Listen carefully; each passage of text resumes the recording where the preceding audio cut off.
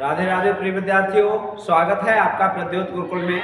मैं हूं पीके सर, उपस्थित हूं आज एक नई वीडियो के साथ। जी हाँ, और आपका बहुत बहुत स्वागत करता हूं आपके अपने प्रिय चैनल प्रद्योत गुरुकुल में। जी हाँ, आप सबको हमारे द्वारा दी जा रही वीडियो बहुत अच्छी लग रही है।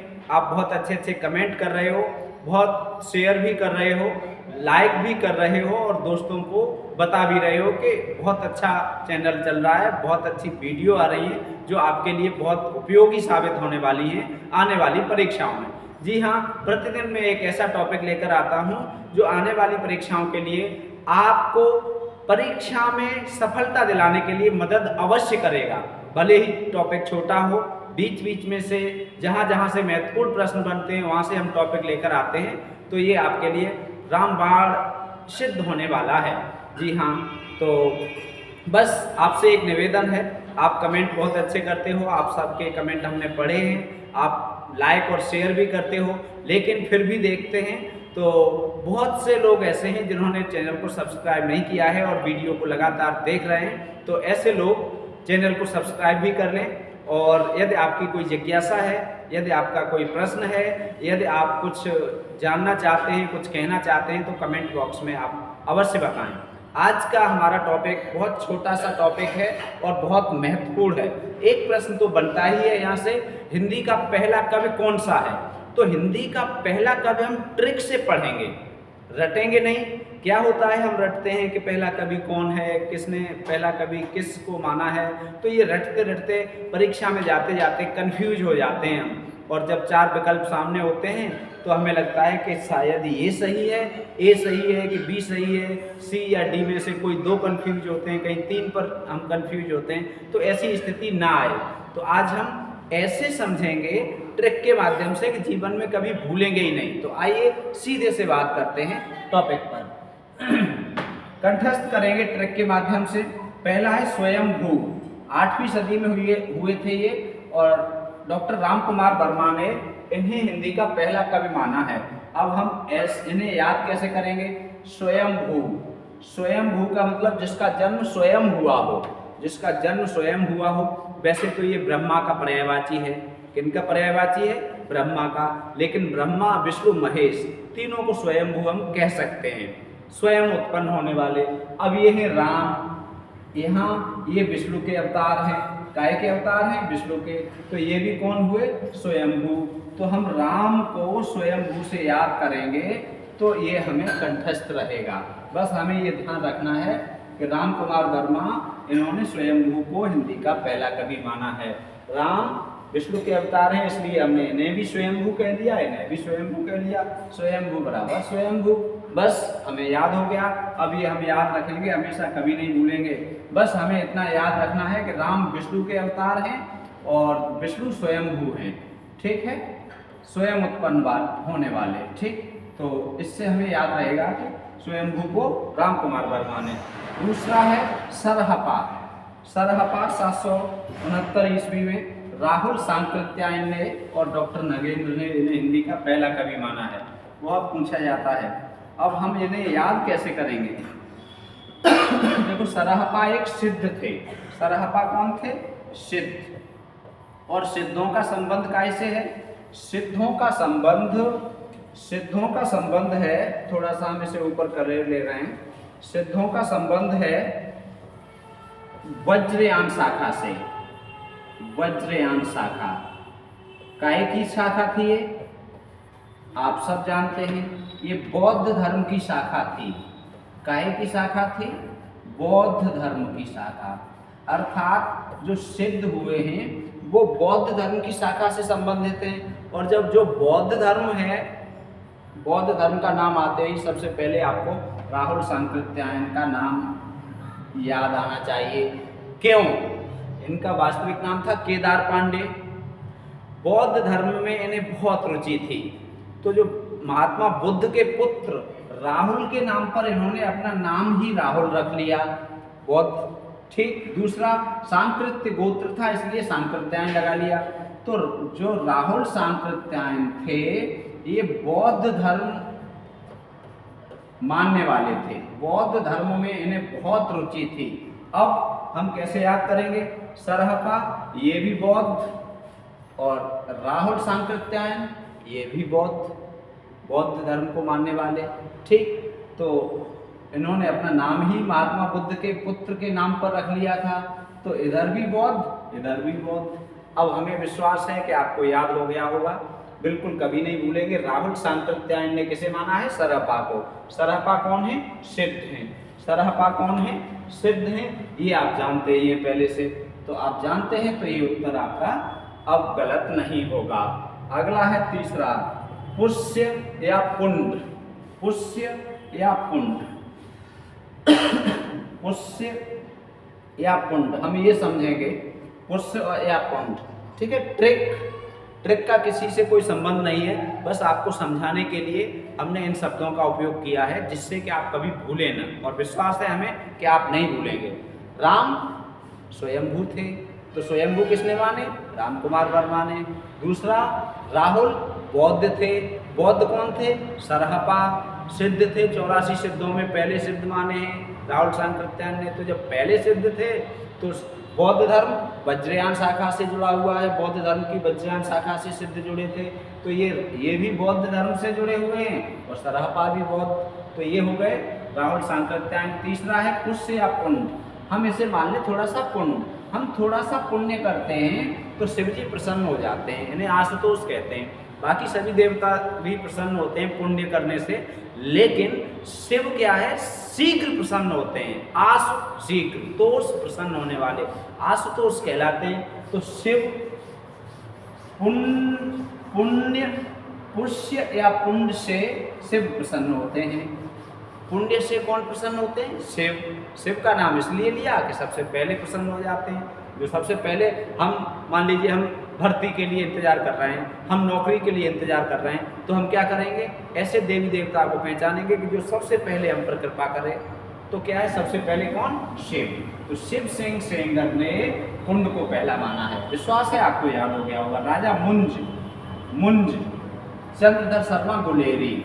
अब हम इसे ऐसे याद करेंगे, गुलेरी चंद्रधर शर्मा का नाम है। ठीक है, और आपने ऐसे करके गुलेल देखी होगी। गुलेल होती है जैसे इस तरह से, और खींच के बंदरों को या किसी को उसमें कंकड़ पत्थर या ईंट छोटी सी या ढेला रख के मिट्टी का ऐसे मारते हैं भगाने के लिए। तो हम इसे समझ रहे हैं यहाँ गुलेल। ठीक है, गुलेरी से क्या हमने आशय लगा लिया? गुलेल। और इधर क्या है? मुंज। मुंज का मतलब हम आशय लगाएंगे मूंज से। काय से? मूंज। मूंज की क्या होती है? रस्सी बनती है। तो मूंज से रस्सी बनती है और रस्सी से गुलेल बनती है। मूंज से क्या बनाई हमने? रस्सी, और रस्सी की क्या बनाई? गुलेल, बंदरों को भगाने के लिए या पक्षियों को भगाने के लिए। तो ये हमें याद हो गया। गुलेरी ने क्या कहा है? मुंज पहले कवि हैं हिंदी के। ठीक है, ये चारों आपको याद हो गए होंगे, ऐसा हमें विश्वास है। आइए देखते हैं अगला। सरहपा, ये देखो, अब है सालभद्र सूर्य। बहुत महत्वपूर्ण टॉपिक है और आपको परीक्षा में यहाँ से मिलेगा ही मिलेगा, आप कभी भूलेंगे भी नहीं। ये हम विश्वास दिलाते हैं आपको। सालभद्र सूर्य, ठीक है। गणपति चंद्र गुप्त बहुत आता है परीक्षाओं में, यहाँ तक कि ये यूपी पुलिस में भी पूछा गया है। हिंदी साहित्य में तो पूछा ही जाते हैं, लेकिन जो अन्य परीक्षाएं हैं जहाँ हिंदी साहित्य के 4-6 प्रश्न आते हैं, वहाँ भी यहाँ से एक प्रश्न बनता है।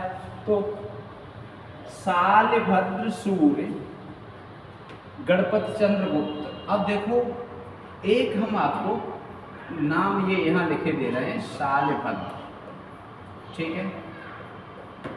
शिव जी के कोषाध्यक्ष थे, कोषाध्यक्ष। शिव जी के कोषाध्यक्ष कौन थे? आप जानते होंगे, कुबेर। कौन थे शिव जी के कोषाध्यक्ष? कुबेर। कहाँ रहते थे? अलकापुरी, ठीक है, कैलाश पर्वत अलकापुरी। और कुबेर के सेवक थे जिनका नाम था सालभद्र, ठीक है। सालभद्र नाम के एक कुबेर के सेवक भी थे। अब हम ये कुबेर के सेवक अर्थात शिव जी के कोषाध्यक्ष की सेवा करने वाले थे शालिभद्र। और गणपति कौन थे? गणपति गणेश। गणेश कौन? शिव जी के पुत्र। अब हम इधर भी शिव जी के सेवक, इधर भी शिव जी के पुत्र।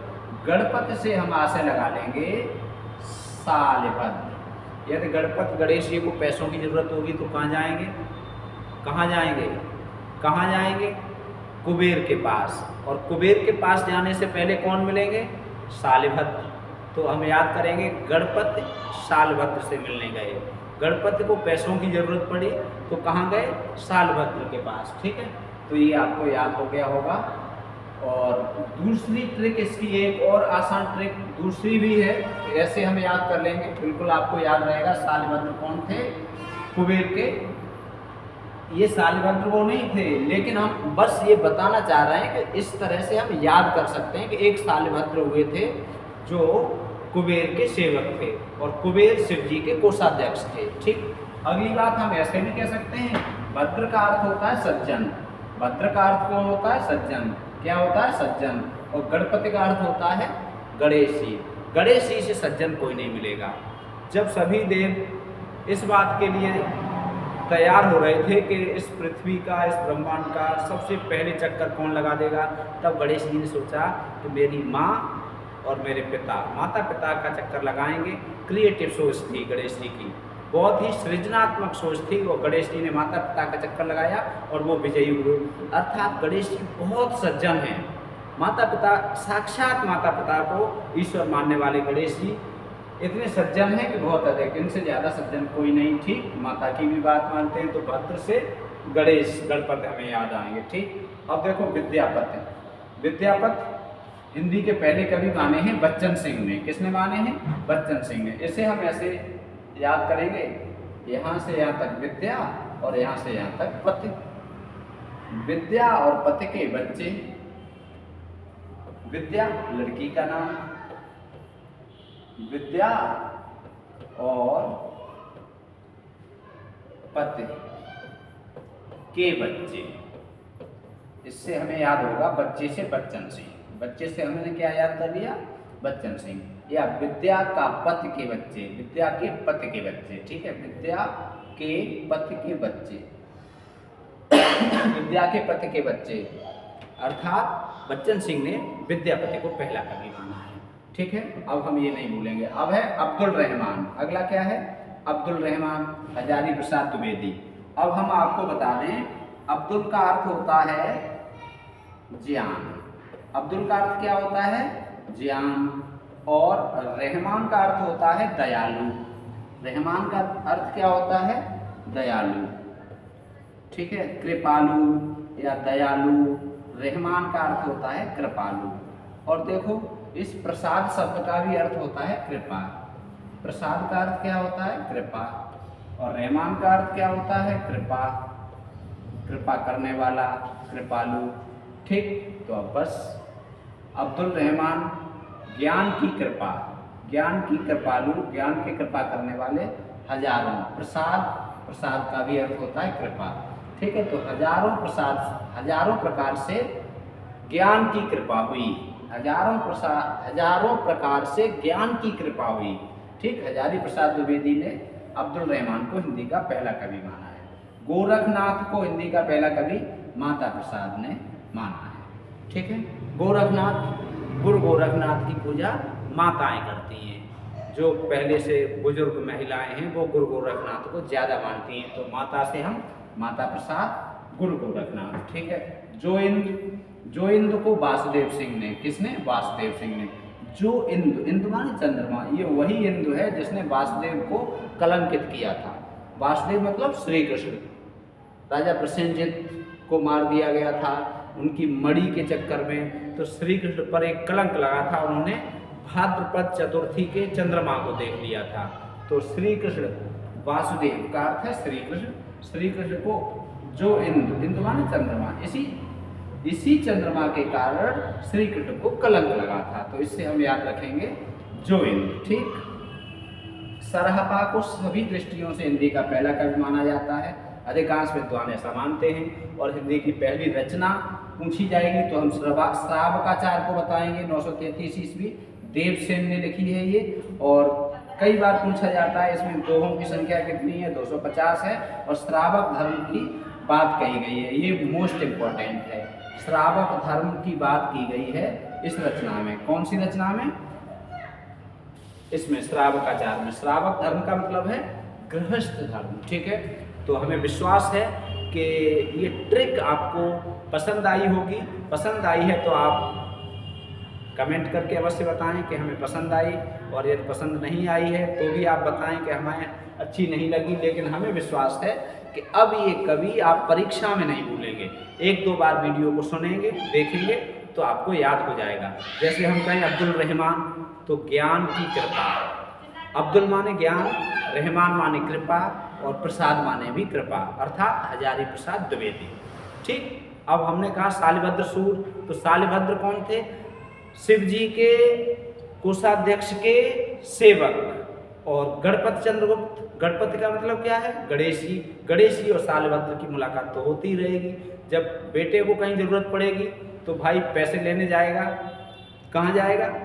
जहाँ पैसे का मालिक होगा, तो उनकी तो मुलाकात होती रहेगी। तो गणपति चंद्रगुप्त, शालिभद्र सूर, ठीक है। वासुदेव जोइंद, वासुदेव जोइंद, ठीक। और क्या है? विद्यापति, विद्या के पति के बच्चे बच्चन सिंह, विद्या के पति के बच्चे बच्चन सिंह, ठीक है।